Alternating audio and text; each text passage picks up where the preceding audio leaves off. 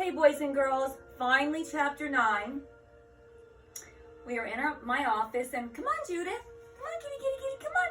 The kids want to see you. Come on, come on. Come on, sit on the rug over here, Judith. Be a good student. Come on, come here. Come on, Judith. Time for story, come on. Take a seat and let's listen. So let's see. We last left off where, Miller the Killer was helping Beast climb the rope. Got a little bit, maybe halfway up. And then he thinks, I'll never be able to finish it. I won't get to the top. Not good self-talk, very doubting. So let's see what happens in chapter 9. And see if the skink's tail does grow back. Chapter 9.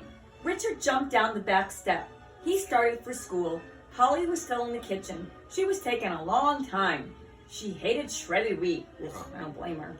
Good for her. Richard took a deep breath. This was the first day he was gonna go to school without her. He can cross Linden Avenue now. His mother said he could. And all because of Mrs. Miller. Miller the Killer. Miller the Pillar. This morning he was going to climb again with her. A little higher this time. By the time Mr. Bell came back, he'd probably be to the top. Pretty good. Not the best, but pretty good. But nobody would say he was a scaredy cat anymore.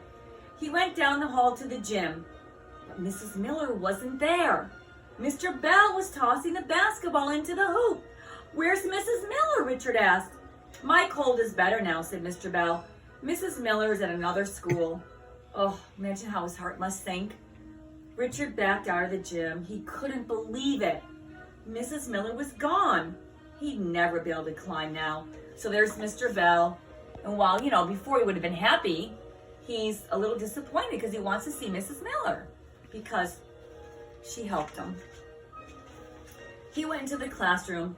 Some of the kids were already there. Jill Simon was sitting on the edge of her chair. I'm not taking any chances, she said. I'm ready to run if I see a cricket. Richard went back to look at the skink. The dot of blood was gone. The skink must be growing a new tail.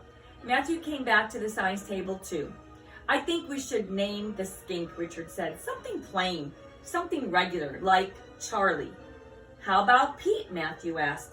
The skink has a trick tail just like your Uncle Pete.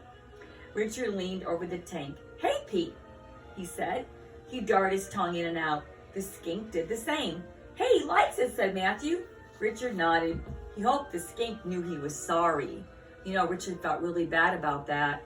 Not a good choice, but at least he did feel bad. He went back to his seat. He started to work on a Mother's Day card. He made some flowers on the front. He put a skink in one corner, a skink with a little tail. On the back he wrote, Dear Mom, I'm glad you let me go to school alone. I'm glad you're not afraid anymore. Happy Mother's Day. Love, Richard Best.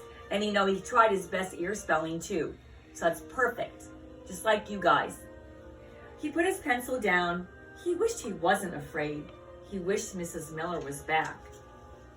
Just then, Mr. Mancina came to the door. I'm here to see the skink, he said. You just caught us, said Miss Rooney. It's time for gym. Mr. Mancina went back to the science table.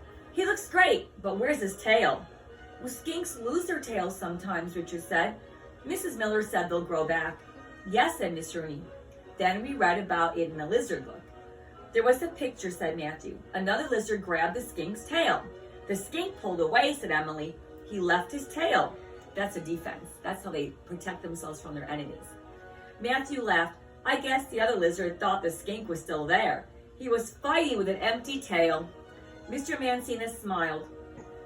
This part is so funny, guys. Remember how Mrs. Miller couldn't remember Richard's name? She called him Animal. It's so funny. Mr. Mancina smiled. Mrs. Miller must have been thinking about the skink. She called on the phone. She said to go see the animal in Miss Rooney's room. She said to say hi and say he can do it. Do what? Asked Miss Rooney. Mr. Mancina raised his shoulders in the air. I don't know, grow a tail maybe? Richard thought about Mrs. Miller. Maybe she wasn't so bad after all. Mrs. Miller was thinking about him too. He bent down. He tied his sneaker laces. Then he got in line. The class went down the hall to the gym. Mr. Bell was waiting for them. Climbing day, Emily said. Right, said Mr. Bell. Who will be first? I can do it, Richard told himself. I can do it. Are you talking to yourself again? Asked Emily. A little bit, said Richard. Hey, self-talk is good. You know, Miss Bannock says so, and it's true. Who can do it, Mr. Bell asked. Richard can, Emily said. I think Richard's afraid, Jason said. There he goes again. Me too, said Timothy. Well, I am a little, said Richard. But everyone's afraid. You're afraid of the skink.